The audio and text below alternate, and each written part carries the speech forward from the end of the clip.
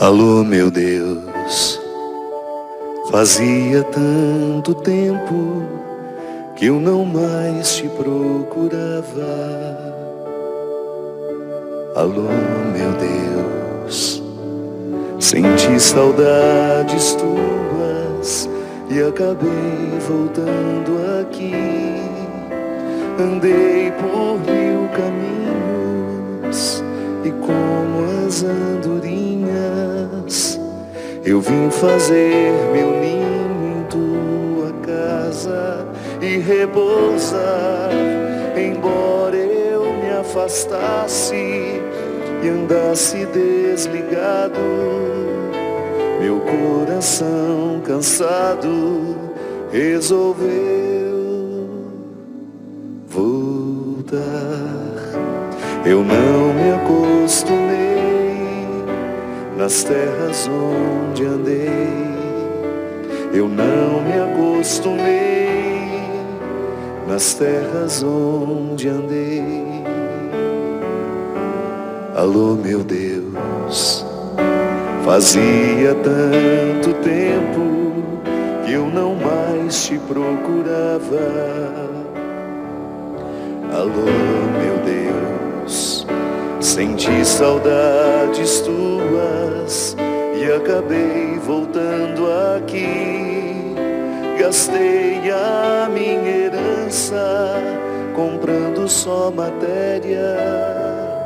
Restou-me a esperança de outra vez te encontrar. Voltei arrependido, meu coração ferido, e volto convencido, esse é o meu lugar. Eu não me acostumei nas terras onde andei. Eu não me acostumei nas terras onde andei. Eu não me acostumei nas terras onde andei. Eu não me acostumei nas terras onde andei. Eu não me acostumei nas terras onde andei. Eu não me acostumei.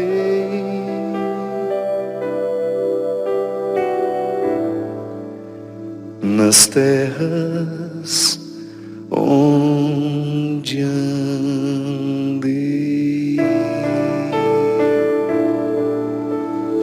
Olá, minha gente, muito boa noite. É com muita alegria que nós começamos mais um programa Direção Espiritual, cantando essa música que fez parte da história de tantos de nós. Eu tenho vivido um processo de vida espiritual mesmo. Eu nem digo que é de religião, não. Ainda ontem eu partilhava isso com uma grande amiga que está me visitando, a Lourdinha. Eu falava para ela que chega um momento em que a gente percebe em nós que nós já ultrapassamos a antessala da religião. A religião é importante para nos colocar em contato com Deus, mas ela não é o destino final. O destino final é a espiritualidade, que é esse sentir Deus em nós. E é claro que esse sentir Deus em nós, ditando intimamente as suas regras, falando-nos com propriedade, com intimidade, passa pelos aprendizados da religião. Mas estar na religião não é uma garantia de que nós vamos viver os benefícios da espiritualidade. A espiritualidade é um andar ainda mais superior. E é por isso que nós precisamos chegar até ela. Chegar a este andar, sim, consiste em passar pelos ensinamentos catequéticos, pelas primeiras lições sobre Deus, e depois a gente vai aperfeiçoando, vivendo os sacramentos. Mas o destino final de todo rito é espiritualizar-nos. E eu tenho cada vez mais nesse processo de viver a espiritualidade, de descobrir os benefícios dela da minha vida, eu tenho entendido que todo o caminho que me leva a Deus me leva necessariamente a mim. E é por isso que eu gosto tanto dessa canção e de tantas outras que falam também da saga do filho pródigo, porque o viver fora de si, o viver fora do lugar que nos foi destinado, digamos assim, né? O lugar da minha identidade, o lugar onde Deus me encontra, o meu Éden, o meu paraíso. Viver neste lugar é ter constantemente a oportunidade de encontrar-me com o Senhor. O filho pródigo fez justamente o caminho que o retirou do lugar de encontro.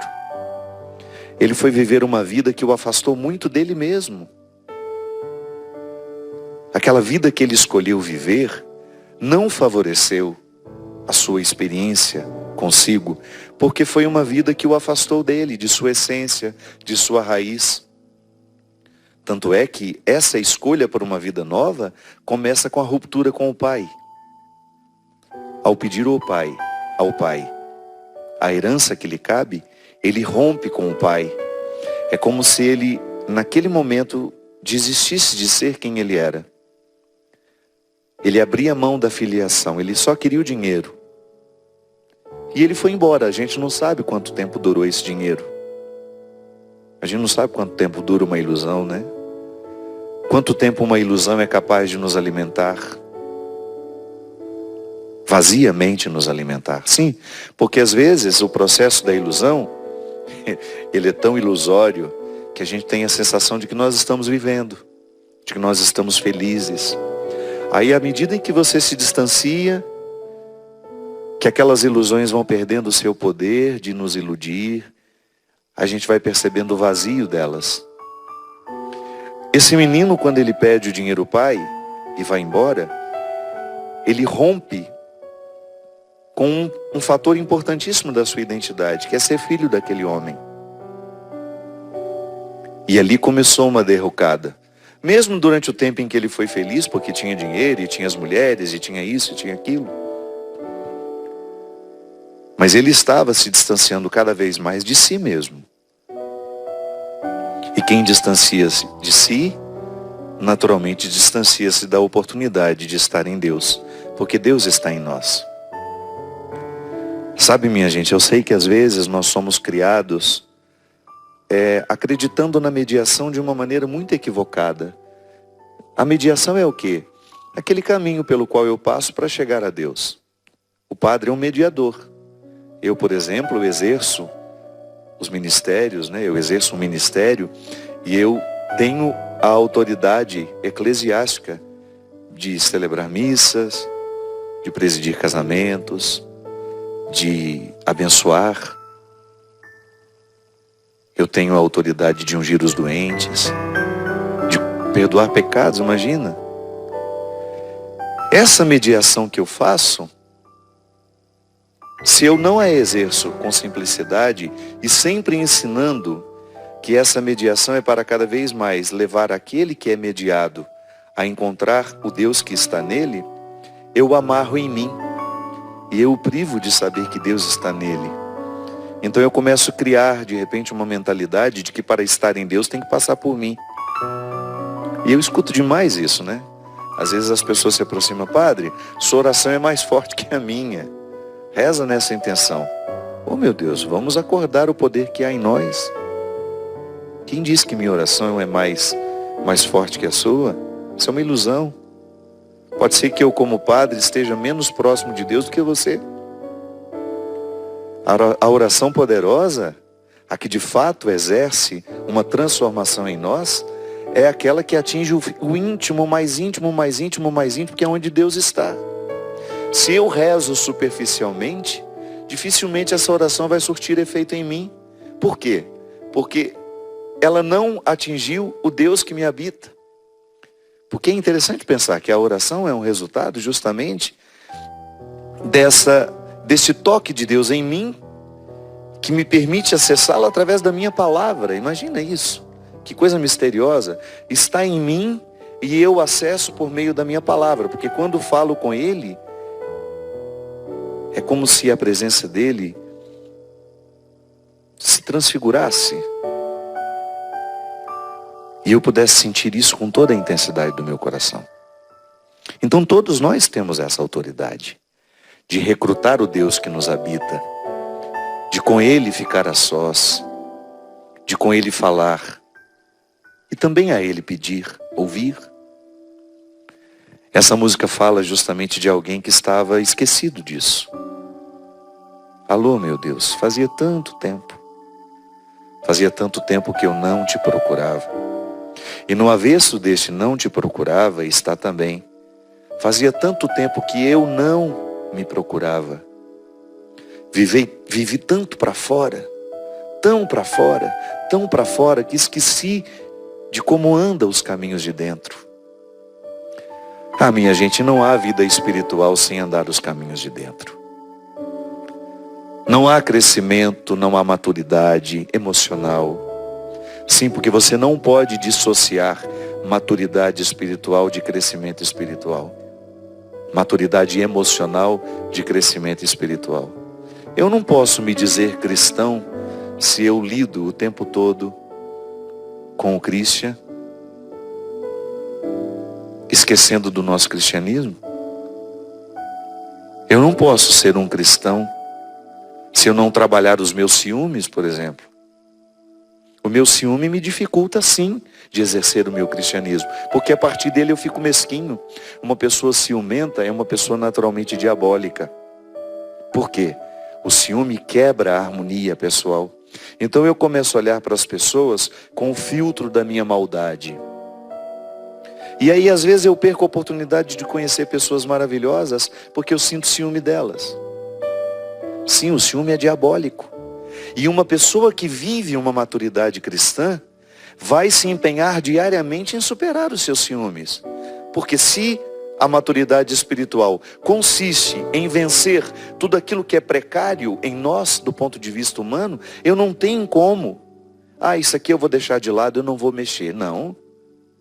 O meu cristianismo precisa mexer diariamente no fosso das minhas misérias humanas. Aí quando eu lido com a minha inveja, com o meu ciúme, eu me desarmo para receber o outro. E aí eu vou ver que o problema é meu, não é o outro. E eu não tenho direito, e nem quero, sabe? Eu compreendo a minha vida espiritual como um benefício diário para o meu amadurecimento humano. Não faz sentido eu querer ser um homem espiritualizado se eu não vivo a dinâmica da maturidade emocional. Eu não quero ser uma criança mimada, que o tempo todo precisa ter as suas necessidades satisfeitas pelos outros e eu não ser capaz de buscar o meu próprio sustento espiritual. Não sou obrigado a carregar o fardo dos outros e nem tampouco tenho o direito de julgar sobre os outros as minhas carências emocionais. Isso é tão vivo dentro de mim, sabe? Um dia acendeu em mim essa consciência e eu nunca mais consegui dissociar o meu amadurecimento humano do meu crescimento espiritual. Se eu sou uma pessoa injusta, por exemplo, falei do ciúme, vamos falar dessa tendência que nós temos de ser injustos. Se eu sou injusto com meu colega de trabalho e me digo ali espiritualizado, eu estou contradizendo a minha espiritualidade. Porque ser injusto com alguém não faz parte da maturidade espiritual, nem tampouco da maturidade emocional. Quando eu amadureço emocionalmente, eu começo a ter um senso de justiça. Tá bom, não gosto dele, não vou muito com a cara, mas ele trabalha comigo e eu não vou prejudicá-lo pelo simples fato de não gostar dele. A minha maturidade me coloca um filtro para pensar. Temos diferenças, mas eu não tenho o direito de prejudicá-lo. Sim, nós como pessoas, que às vezes nós também temos uma visão ingênua, né? De que nós cristãos, nós podemos dar certo com todo mundo, gostar de todo mundo, querer todo mundo por perto. Não, não é assim. Você sim tem o direito de ter simpatia ou não por aquela pessoa, mas não tem o direito de ser injusto com ela, de ser grosseiro, de ser mal educado, de tramar contra ela. Por quê? Isso seria um contra-testemunho daquilo que você está vivendo ou querendo viver como vida espiritual. Então tudo aquilo que humanamente nos prejudica, tudo aquilo que é frágil em nós, que ainda não foi passado pelo crivo da maturidade, acaba se tornando um obstáculo para o nosso amadurecimento espiritual. Veja a vida dos grandes místicos. E não se prenda somente aos cristãos não, viu? Você tem exemplos maravilhosos em todas as religiões, de pessoas que compreenderam a vida espiritual como um amadurecimento humano. E você vai ver como essas pessoas precisaram lidar com seus demônios, com seus defeitos. Eu pessoalmente tenho uma predileção, e ela não é muito antiga não. Ela é recente. Foi justamente quando nós começamos os nossos trabalhos de retiros espirituais para grupos pequenos em Campos do Jordão. Quando nós começamos a trabalhar a espiritualidade dos padres do deserto. Santo Antão, como um dos primeiros monges da história do cristianismo, como um dos homens que veio dar fundamento à vida monástica como nós a compreendemos hoje. Um homem que se retirou do conforto do claustro, do convento, da vida conventual, para ir para o deserto. E no deserto ele descobria, diariamente, que para exercer a disciplina espiritual, ele tinha que viver a disciplina física. Ele tinha que domar os seus impulsos. Ele tinha que domar tudo aquilo que era humano nele. E é interessante porque em Antão há uma escola que se estende para nós até hoje e nós ainda não entendemos totalmente. Todos os desdobramentos do que é essa disciplina física, nos ensinando a disciplina interior, espiritual. Eu sempre falo disso, né? Eu gosto de falar da disciplina que nós precisamos ter com o corpo, porque ela repercute na nossa disciplina da vida espiritual. Não tem como dissociar o seu amadurecimento humano do seu crescimento espiritual. É preciso vencer diariamente seus demônios, tudo aquilo que te assombra. Você desmentir, porque às vezes, ainda ontem eu falava isso com um grande amigo meu. Eu falava para ele, meu amigo, sempre passe os seus sentimentos no crivo da verdade. Porque às vezes eles são verdadeiros, porque você sente, o sentimento ele é sempre verdadeiro, mas às vezes ele tem uma causa mentirosa. Se você chega à raiz do que te faz sentir, você descobre que não faz sentido, porque aquilo é uma coisa da sua cabeça. Não é uma coisa que diz respeito à realidade. Digamos que eu cismo que o Christian não gosta de mim, e eu alimente isso. E fico sofrendo porque acho que o Christian não gosta de mim. Mas nunca fui averiguar a verdade. Nunca confrontei-me com o que o Christian de fato sente por mim. Às vezes nós alimentamos fantasmas. E esses fantasmas nos tornam prisioneiros. E eles nos impedem de avançar. Então essa história do filho pródigo que essa música canta, voltar a Deus, é você de maneira muito especial voltar a você. É você de aceitar o confronto pessoal, de sondar-se com verdade. Por que eu tenho esse sentimento de rejeição por essa pessoa? Por que eu alimento com tanta facilidade esse rancor, essa mágoa? Aceite as perguntas e não tenha medo delas não. Esse chegar em você, que às vezes nós precisamos ir até para o terapeuta para fazer isso, tamanha a nossa inabilidade em chegar a nós, em nós. Nós vamos pagar terapeuta, não estou dizendo que é problema não, sim, às vezes nós precisamos de ajuda terapêutica sim. Mas pelo amor de Deus, essa primeira terapia, quem precisa aplicar é você. Esteja em você, conheça-se. Seja capaz de mergulhar nos seus sentimentos e compreendê-los. Por que você se sente tão inseguro em relação a esta ou aquela pessoa? O problema é dela ou é seu? Distribua honestamente as peças do tabuleiro no jogo da vida. Isso é estar em Deus. Isso é ter a sabedoria que nos chega pela espiritualidade. E você começa a ficar mais lúcido em relação a todo o processo. Sim, às vezes nós passamos longos períodos sem dar uma palavra com a gente. Eu sempre digo isso. Falo o dia inteiro. Me comunico através desse aparelhinho com um monte de gente, mas a última prosa tem que ser comigo. Quando eu me deito na minha cama, a última conversa tem de ser comigo. Porque ao fazer essa conversa comigo, eu entro naturalmente em contato com este Deus que me habita. Porque falar com Deus é falar comigo é falar com o Senhor. Ele está em mim. A regra é sua também. Toda vez que você fala com você está atingindo o Deus que lhe habita. E também ouvir. A regra do falar também se aplica ao ouvir. Toda vez que você se ouve e verdadeiramente chega à verdade da sua voz, à verdade daquilo que lhe pede, o mais profundo do seu ser, é a Deus que você está ouvindo. Então como é que eu posso escutar o Senhor? Nós dizemos tanto isso, né? Fala, Senhor. Eu até tenho uma música no disco novo. Fala comigo. Tá bom? Mas então, fale com você. Ouça-se. Tenha a coragem de recolher-se. Voltar para casa é voltar a si. Foi justamente o que aconteceu com o filho pródigo. E ele só voltou para a casa do pai depois que ele voltou a si. Que ele lembrou que ele era filho daquele homem, que não fazia sentido ele comer com os porcos, que ele tinha uma casa que o esperava, que ele tinha um amor que o perdoaria, que ele tinha uma misericórdia que o resgataria.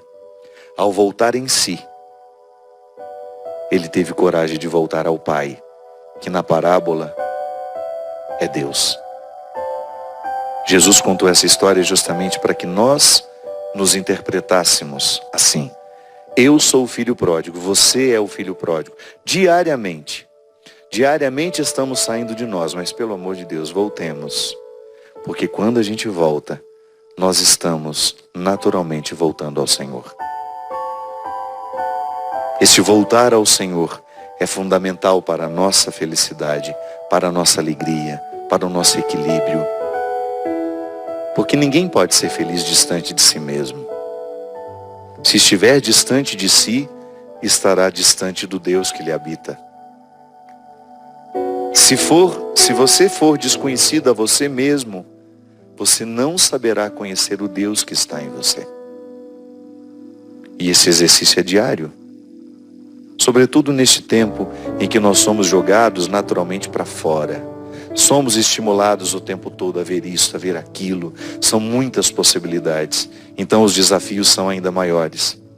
Mas hoje, já que o desafio de estar para fora, já que o estímulo para ir para fora é muito grande, eu preciso fazer esforços também ainda superiores para poder ficar em mim. Retornar a mim, ouvir-me, saber o que me pede o coração, quais são as minhas dores, quais são as minhas lutas, o que hoje eu preciso viver, o que hoje eu preciso deixar, o que hoje eu preciso assumir. Um constante contato consigo, porque é assim que nós vamos viver a fecundidade da espiritualidade, que é o movimento que nos faz ficar em nós. Eu não me acostumei nas terras onde andei. Eu não me acostumei nas terras onde andei. Alô, meu Deus, fazia tanto tempo que eu não mais te procurava. Alô, meu Deus, senti saudades tuas e acabei voltando aqui. Andei por 1000 caminhos e com as andorinhas eu vim fazer meu ninho em tua casa e repousar. Embora eu me afastasse, andasse desligado, Meu coração cansado resolveu voltar. Nós vamos para um rápido intervalo e a gente volta já já com o programa Direção Espiritual.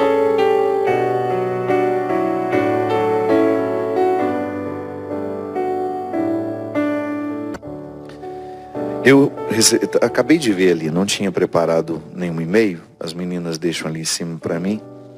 E eu achei interessante porque o primeiro e-mail que eu li está tão dentro do que a gente falou aqui. A pessoa fala assim, padre, eu queria tanto poder ser eu, ter o direito de morar em mim mesma. É tão deprimente pensar, tenho uma vida, mas que parece não me pertencer. Tenho passado a minha vida toda sendo a pessoa que os outros querem que eu seja, ou até mesmo precisam que eu seja. Preciso estar forte o tempo todo. Olho ao meu redor e quero que as pessoas percebam que sou tão humana quanto elas, que eu tenho fragilidades, que sofro. O que eu faço, padre? Olha, não tem outro caminho. Eu preciso quebrar esse casulo. Porque quando é que isso começa a acontecer? Essa perda da identidade, ela vai acontecendo desde quando a gente é muito pequeno. Eu já falei muitas vezes sobre isso. Quando nós somos crianças, nós não temos os filtros do discernimento. A gente não sabe se proteger da invasão da identidade. Então o outro olha para mim e eu, frágil, criança frágil que sou, não tenho maturidade emocional para compreender o que aquele olhar está me pedindo, mas às vezes através de um olhar, através de uma exigência, através de uma palavra, eu começo a entender que se eu não sou de acordo com as expectativas daquela pessoa, eu não serei amada. Tudo começa por aí. Porque em última instância, a nossa necessidade é sempre ser aceitos. Nós precisamos ser aceitos. E às vezes nós não temos coragem de viver o embate que permitirá a gente ser aceito do jeito que a gente é. Qual que é o caminho mais fácil? Colocar o outro dentro de uma redoma que corresponda às nossas expectativas. E o caminho mais fácil para o outro também é aceitar a redoma, porque não vai ter o problema do enfrentamento. Ele não vai precisar enfrentar ninguém, é só ele se acostumar. E às vezes a gente passa uma vida inteira se acostumando com o que os outros querem que a gente seja. Isso é um crime que depois não tem perdão, você sabe por quê? Isso a gente paga com a vida.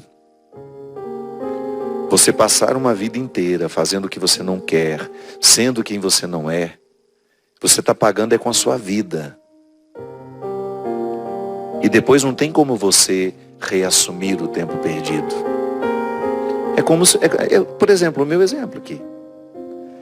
Se eu não quisesse ser padre, se eu tivesse ficado padre para satisfazer alguém, eu me lembro direitinho que a minha mãe tinha mania de dizer isso, né? Eu sempre quis ter um filho padre. E eu falava, tudo bem, por acaso eu quero ser, mas eu não tenho obrigação de ser para satisfazer a senhora.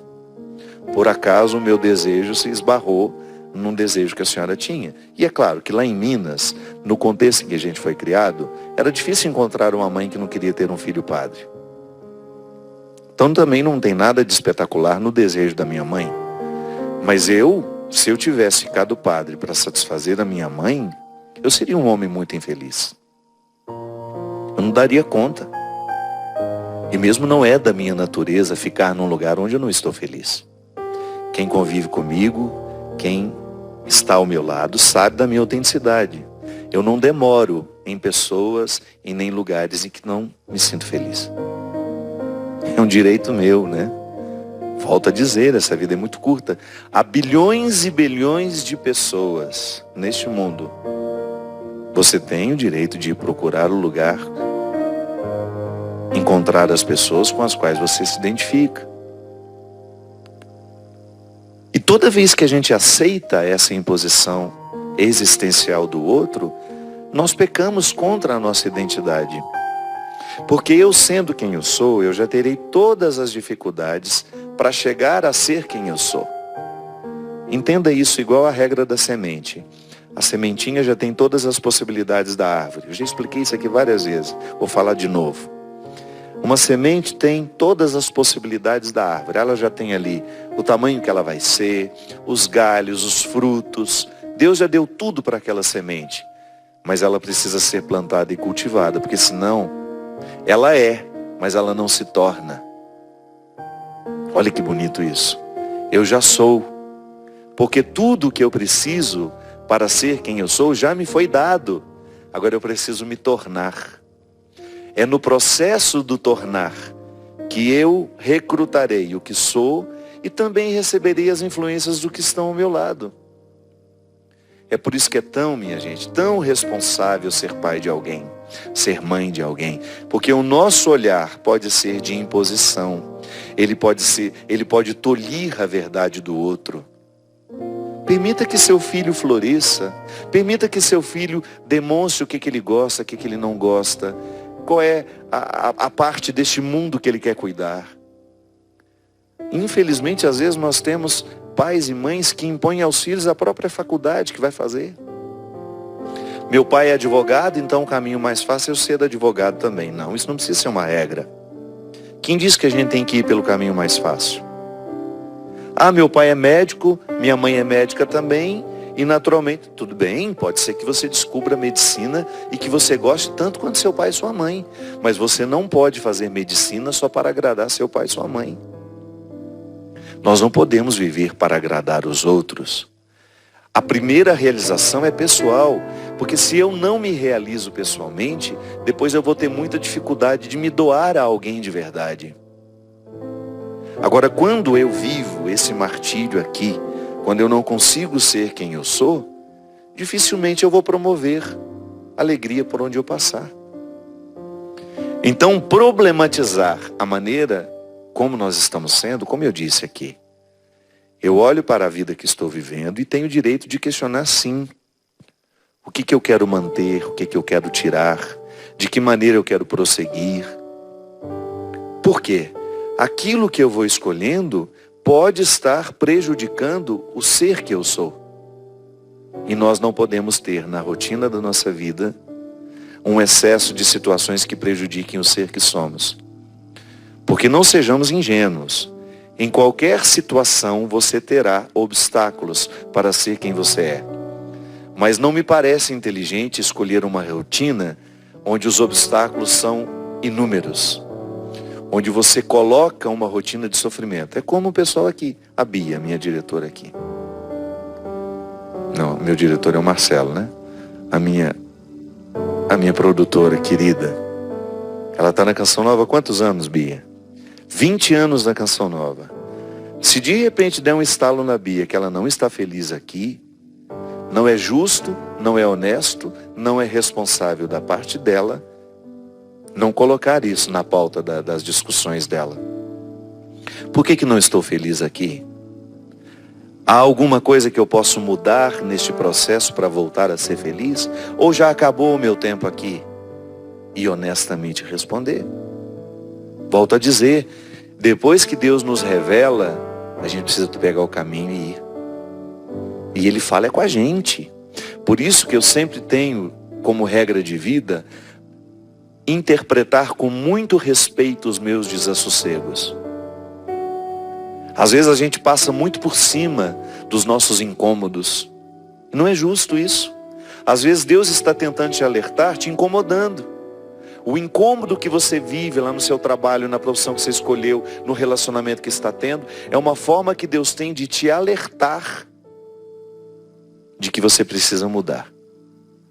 E quando Ele nos mostra que a gente está no caminho errado, não há outra coisa a fazer a não ser a gente tentar achar o caminho certo.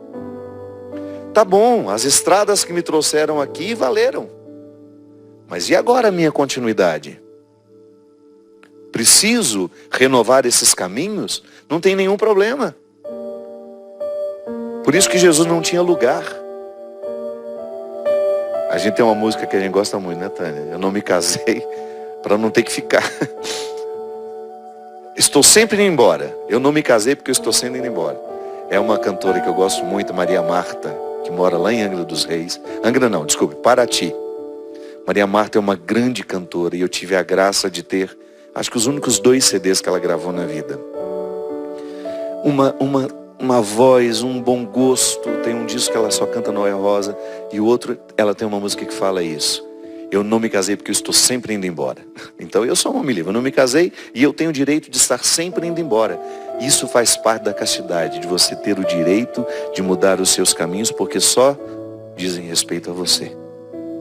Mas ainda que você tenha aí a sua estrutura, você tem sim o direito de mexer na estrutura dos seus dias e encontrar caminhos que lhe façam mais feliz. Você não tem que estar condenada em viver fora de si. Essa vida é uma só. É uma só. E Deus espera de nós essa honestidade. Essa é uma honestidade que Deus espera de cada um de nós. Encontre-se. Descubra qual é o seu lugar no mundo. E não permita que esse lugar seja ocupado por uma outra pessoa que não você. Há muitos outros lugares no mundo para outras pessoas. E você não vai desejar o lugar que é das outras. Mas o seu, tome posse dele. Que ele é o lugar da sua alegria. É o lugar do seu crescimento. É o lugar da sua realização.